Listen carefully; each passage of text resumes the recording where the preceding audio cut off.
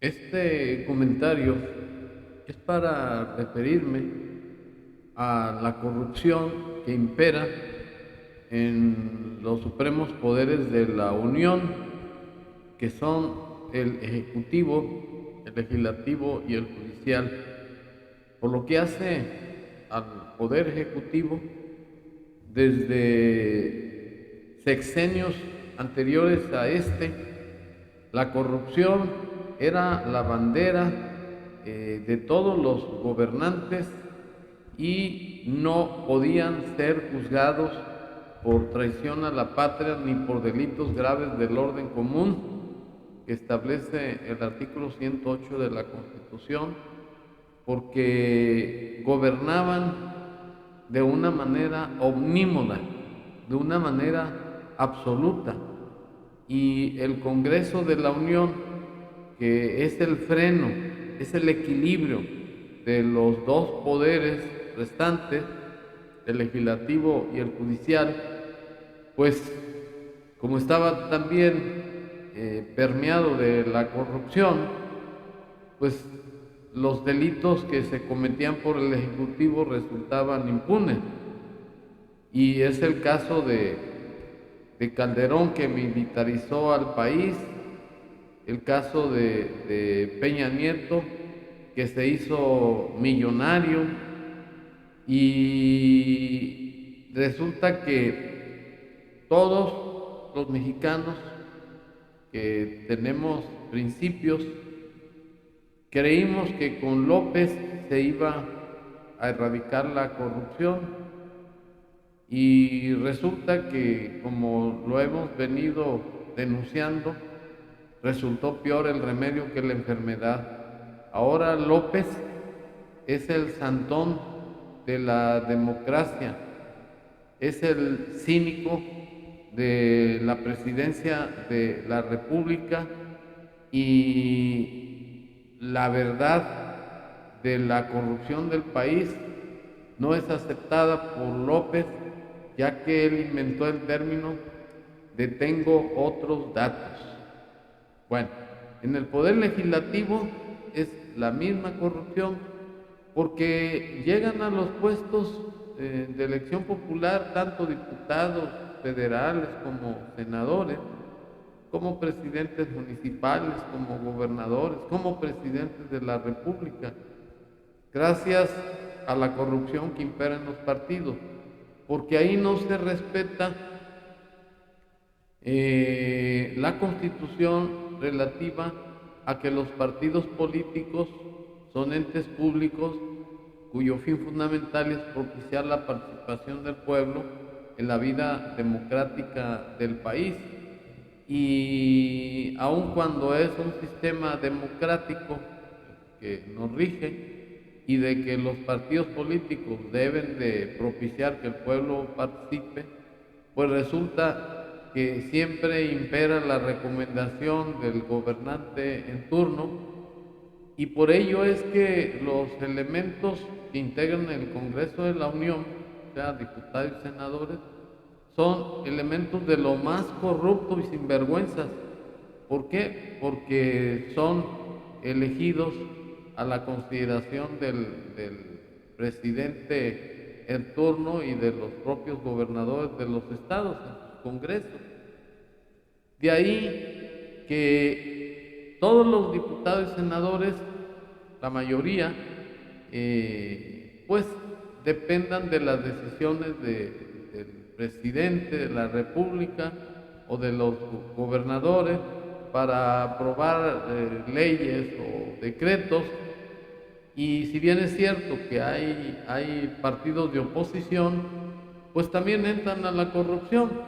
porque entre ellos se ponen de acuerdo para pasar las leyes mediante determinadas prebendas, pueden ser económicas o pueden ser políticas, de recomendaciones, etcétera. Es por ello que el Congreso de la Unión y los congresos de los estados es un atajo de baquetones que no representan los intereses del pueblo, porque la función de los diputados es abanderar las necesidades y las causas del pueblo, Y estos señores jamás han hecho una lucha frontal contra el Ejecutivo para pararlo en sus caprichos y abusos de autoridad. Es el caso del López, que está gobernando a base de sin razones y todo para perpetuarse en el poder. El siguiente poder de la federación es el poder judicial. El poder judicial tiene su base constitucional en el artículo 94 de la Constitución Federal. Este supremo poder de la federación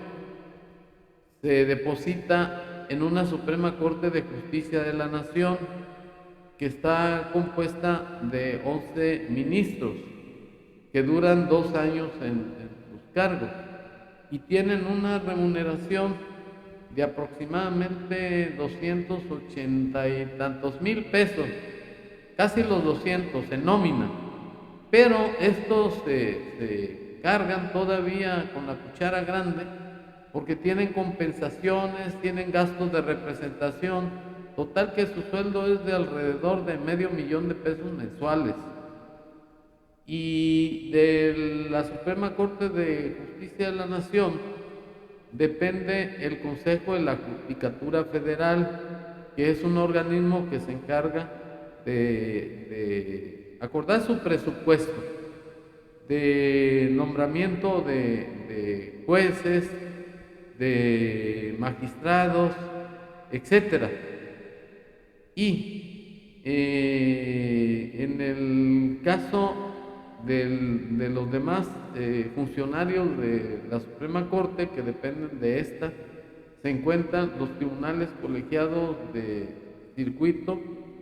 y tribunales unitarios de circuito, y más abajo se encuentran los jueces de distrito.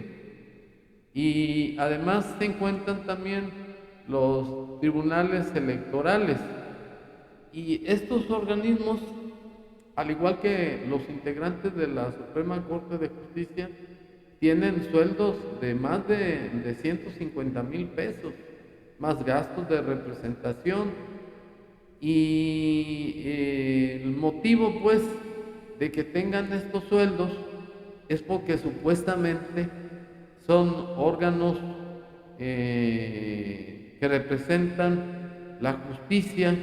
y que son órganos que representan también la honestidad y la verticalidad en la impartición de justicia. Pero la realidad es que, por ejemplo, los ministros de la Corte son ministros a modo porque son nombrados por el presidente de la República. Y además, si bien es cierto que supuestamente representan los elementos más capacitados para impartir justicia, es el caso que son funcionarios que el presidente los premió como políticos destripados, es decir, como chatarra, y van a parar a la Suprema Corte de Justicia de la Nación. Por ejemplo, el caso de la ministra que plagió una tesis de nombre Yasmín y que todavía sigue en la magistratura, en la Suprema Corte de Justicia de la Nación, a pesar de que no reúne los requisitos de honestidad, pero está ahí porque López la está tapando, la está cubriendo, y todos los ministros cobardes no hacen valer la Constitución para cesarla. Y en lo que hace a los jueces de distrito y tribunales colegiados, pues es otro grupo de funcionarios convenencieros, políticos, que llegan no por méritos propios y que, por otro lado, tienen un halo de prepotencia porque para poder hablar con un juez de distrito o con un magistrado colegiado o con un ministro de la Corte, es imposible que un ciudadano común y corriente pueda hablar de algún asunto, de algún problema con estos funcionarios, porque para empezar hay como 3, 4 filtros primero para entrar. Y antes de entrar, casi lo encueran a la persona, al ciudadano, porque tiene que pasar por un lugar donde hay rayos infrarrojos. Y luego le quitan sus pertenencias, le piden los datos personales aun cuando está prohibido por la ley. Y cuando finalmente, después de esa indignación de pasar por todos esos abusos, al llegar con el funcionario, sea un juez de distrito, sea un magistrado, son tipos intolerantes, maleducados, pedantes, que creen que están haciendo un favor al pueblo y finalmente no resuelven nada. Por otro lado, que también es importante resaltar, es que los juicios se resuelven en 3, 4, 5, 6 años, depende de la dificultad que tienen, cuando que la ley establece, cuando mucho, 6 meses, o en algunos casos hasta 45 días tratándose de resoluciones laborales. Y en fin, que el panorama de la justicia en México es de los más grises, de los más bajos, porque no están para impartir justicia, están para seleccionar sus resoluciones al mejor postor, y cuando se trata de alguna amistad, pues también está imperando esa distinción entre los asuntos que no tienen ninguna recomendación o que son asuntos comunes y corrientes, pues ahí duermen el sueño de los justos. Y por otro lado, están desmistificando la justicia, porque por un lado, la justicia debe ser pronta, expedita e imparcial, que sea impartida por jueces probos, honrados, y que además debe de darle más importancia a la celeridad de un juicio, aún contra formalismos que las mismas leyes establecen. Y de ahí que la justicia en México pues sea una quimera, porque no llega la justicia a los ciudadanos, y en muchas ocasiones, la mayoría de las veces, se piensa el ciudadano de ir a exigir justicia, porque se va a encontrar con una serie de obstáculos, de falta de capacidad de los jueces, de que muchos traen el signo de pesos, de que muchos atienden recomendaciones de diputados, gobernadores, presidentes de la República. O sea que la justicia en México se vende al mejor postor, y desafortunadamente pues tiene que hacerse un calvario, cuando menos para salir adelante en los problemas que aquejan al ciudadano. Y además la desmistifican a la justicia, porque hay muchas trabas para poder hablar con algún funcionario, que desde luego, después de muchos batallares, y si se logra hablar con un funcionario, pues va a ser en vano, porque no van a tomar en cuenta las exigencias de la gente. Pero lo más ridículo es que los ministros de la Corte, los magistrados, inclusive los jueces penales, mercantiles, todavía utilicen un mantón negro, negro como el color de los cuervos, y que le llaman la toga. Y es un ridículo porque supuestamente tratan de darle más respetabilidad a la impartición de justicia, pues es una moda que viene desde María II de Inglaterra. Pues el origen de eso es que a la muerte de María II de Inglaterra, todos los jueces y demás funcionarios de ese lugar se vistieron de negro. Entonces esa túnica negra pues ha pasado ya a la idiosincrasia mexicana como algo de respetabilidad. Y yo sería de la idea que si no se imparte justicia, pues no hay respetabilidad. Además, la respetabilidad no se gana con una toga, se gana con los hechos. O sea, no sirve de nada que traten de demostrar su halo de justicia y de honestidad si en la práctica, en la realidad, son unos corruptos. Y hablo de corruptos porque justicia retardada, justicia denegada. Si el artículo 17 habla de que la justicia debe ser pronta y expedita, ¿por qué todos los funcionarios del Poder Judicial toman los cargos como si fueran un patrimonio propio?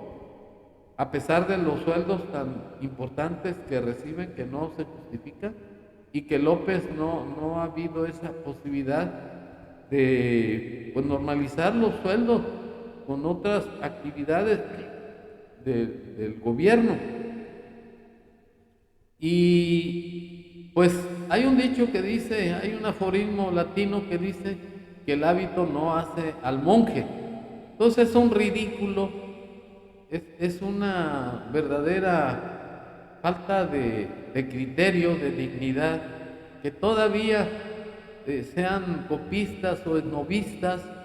importando modas de países extranjeros como son los ingleses. Y pues se puede hablar mucho del Poder Judicial, de que son individuos que ni siquiera están preparados. Se habla de una carrera judicial, pero que ya en la práctica tampoco se hace efectivo. Todos los integrantes del Poder Judicial,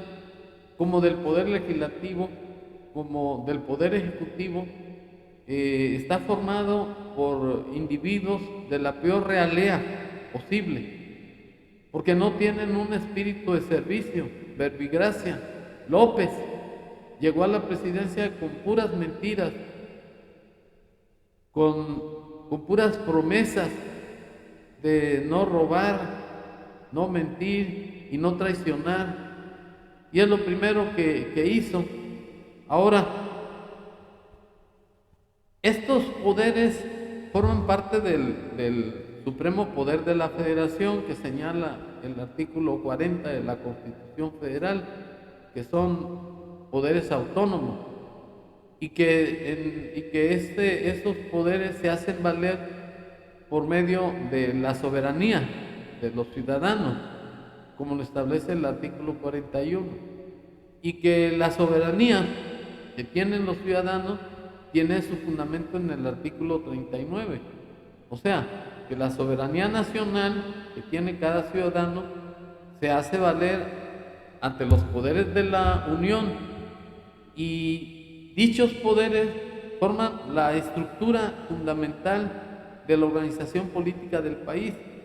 porque el supremo poder de la Federación se divide para su ejercicio el legislativo, ejecutivo y judicial. Pero quise hacer este análisis, que no es ninguna clase de derecho,